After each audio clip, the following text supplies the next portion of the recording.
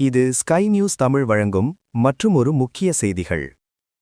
மத்திய கிழக்கில் நிலவி வரும் பதற்றமான சூழ்நிலைக்கிடையே இலங்கையில் எரிபொருள் விநியோகம் தொடர்பாக முக்கிய அறிவிப்பு வெளியாகியுள்ளது. சேலன் பெட்ரோலியம் கார்ப்பரேஷன் நிறுவனத்தின் தலைவர் டி.ஜே. ராஜகருணா வெளியிட்டுள்ள தகவலின்படி, நாட்டில் எரிபொருள் விநியோகம் எந்தவித தடையுமின்றி வழக்கம் போல் தொடர்ந்து நடைபெற்று வருகிறது. மேலும் நாளை மார்ச் 2ஆம் தேதி நாடு முழுவதும் உள்ள அனைத்து எரிபொருள் நிரப்பு நிலையங்களுக்கும் வழமையான முறையில் விநியோகம் மேற்கொள்ளப்படும் எனவும் தெரிவிக்கப்பட்டுள்ளது. இன்று விடுமுறை தினமாக இருந்தபோதிலும் ஊழியர்களின் ஒத்துழைப்புடன் குறிப்பிட்ட அளவு எரிபொருள் விநியோகம் செய்யப்பட்டுள்ளதாக கூறப்பட்டுள்ளது.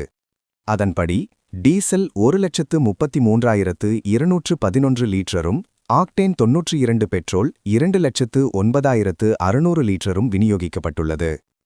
இதேவேளை பொதுமக்கள் தேவையற்ற பதற்றத்தால் அதிக அளவில் எரிபொருளை சேமித்து வைப்பதை தவிர்க்குமாறு அறிவுறுத்தப்பட்டுள்ளது.